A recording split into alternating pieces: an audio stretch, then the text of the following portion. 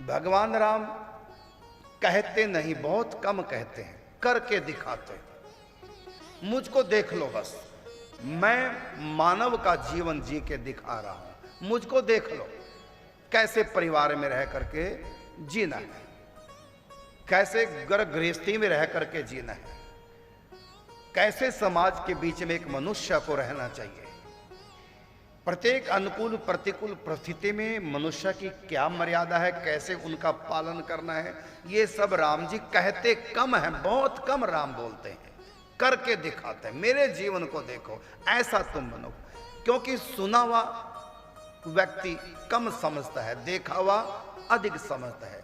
देखो ये कथाएं जो भक्तमाल गाथा सीरियल में हमने दिखाई है ना, तो ये कथा हम बहुत बार बोल चुके हैं, कथा मंचों पर हम कह चुके हैं, उन कथाओं को लोगों ने सुना है, लेकिन उसका असर कम हुआ।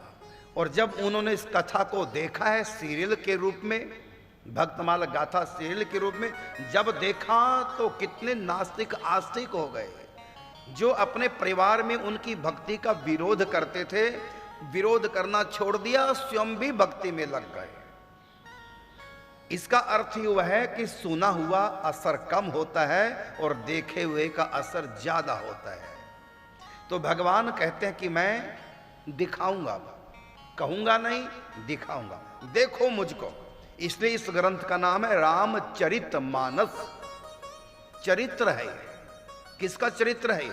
भगवान का चरित्र नहीं है, ये चरित्र है मनुष्य का। राम जी मनुष्य का रूप लेकर के मनुष्य का चरित्र दिखा रहे हैं, भगवान का नहीं। यदि वो भगवान का चरित्र दिखाते तो रावण को मारने के लिए लंका जाना पड़ता, बैठे बैठे वहीं से मार देते, वहीं से बाण छोड़ देते, मिसाइल छोड़ देते और सीधा मिसाइल गिरती रावण के भवन पे। नहीं तो रावण हनुमान जी से सारा काम कराए थे।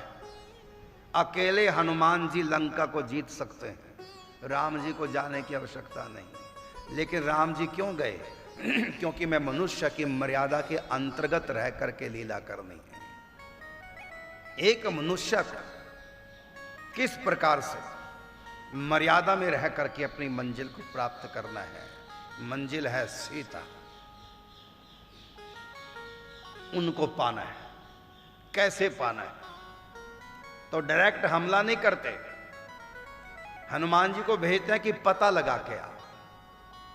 राम जी को तो पहले से पता है, लेकिन भगवान राम को पता है। और इस समय रामचरितमानस अर्थात मनुष्य की लीला कर रहे हैं। तो मनुष्य को यही चाहिए, पहले पक्का कर ले, सुनी हुई बात को पहले पक्का कर ले, क्या ये सत्य है? बस पता लगा के आना। और जब पता लगा लिया कि दुश्मन कौन, फिर प्रयत्न करना कि समझौता कर लें। डायरेक्ट युद्ध ना करें, लड़ाई ना करें, समझौता करें। फिर भेजते हैं शांति दूत बना करके अंगद को, संधि हो जाए, हमको हमारी वस्तु मिल जाए, लड़ाई टल जाए। क्योंकि युद्ध में बहुत लोग निर्दोष होते हैं, अक्सर निर्दोष होते हैं। और युद्ध करने वाला अर्थात जो मेन व्यक्ति है वो पीछे रहता है। कितने दंगे फसाद नेता करा देते हैं,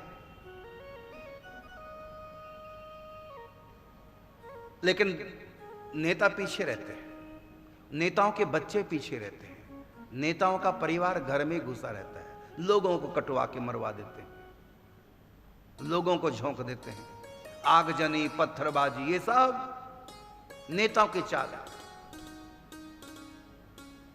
चाहे वो सामाजिक नेता हो, चाहे वो धार्मिक नेता है, ये सब नेता कोई नहीं मरता, वो पीछे रहते हैं, बेकसूर मारे जाते हैं। और बड़े लोग जो कहते हैं छोटे मान लेते हैं, बिना बुद्धि के, अपनी बुद्धि नहीं लगाते। तो जो बुद्धि नहीं लगाएगा वो मरेगा, और जो बुद्धिमान होगा बच जाएगा। और बुद्धिमान यही है कि बैक रहो, पीछे रहो, युद्ध से पीछे रहो। इसलिए लोग नेता औरों को लड़वा देते हैं, स्वयं नहीं लड़ते, स्वयं पीछे रहते हैं। नेताओं के हाथ में पत्थर कभी नहीं रहेगा, नेताओं के हाथ में कभी तलवार या हथियार नहीं रहेगा। कोई नेता आगजनी नहीं करता, मतलब गलत काम ये करते नहीं, बैक में रहते हैं। और मरता कौन है?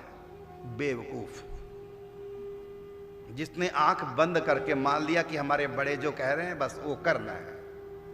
तो जिनके हाथों में पत्थर होते हैं ना, वो अंधे होते हैं, अक्ल के भी आंखों के भी अंधे। और जो आंखों वाले होते हैं ना, वो हाथ में पत्थर नहीं उठाते, उठवाते हैं, स्वयं पीछे रहते हैं।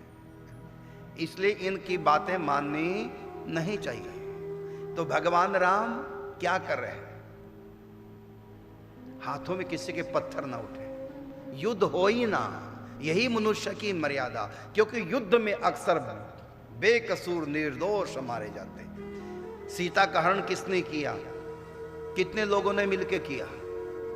केवल रावण। रावण सीता का हरण करता है, और मरे कितने लोग?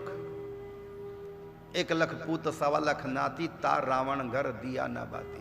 कई लोग कहते हैं 1 लाख संतानें थी रावण के। अरे सारी प्रजा संतान ही होती है, राजा है रावण। मतलब जो सैनिक थे वो सब पुत्रवती होते हैं। रावण राष्ट्रपति है, मतलब राष्ट्र का मालिक है। तो जो युद्ध कर रहे हैं वो लाखों हैं, फिर उन युद्ध करने वालों के बच्चे जो घर में हैं, इसलिए कहा 1 लाख पूतियां, लाख का मतलब लाख ही नहीं होता, अनेक। तो सब मर गए, और अंत में रावण भी मारा गया। तो भगवान नहीं चाहते युद्ध हो, जबकि गलती इतनी बड़ी रावण ने की, पर नारी का हरण किया। बड़ी गलती है, क्षम्य गलती नहीं है, क्षमा करने योग्य नहीं है। लेकिन फिर भी भगवान मनुष्य की मर्यादा का पालन करते हुए आचरण करके दिखा रहे हैं। भले दुश्मन ने कितनी भी बड़ी गलती की है, फिर भी यदि बिना युद्ध के गलती का सुधार हो जाए तो अच्छा है, युद्ध ना हो। क्योंकि युद्ध में हमेशा बेकसूर निर्दोष लोग मारे जाते हैं। इसलिए अंगद को भेजते हैं। तो भगवान राम भगवान वाली लीला कहीं नहीं करते, मनुष्य वाली लीला कर रहे हैं।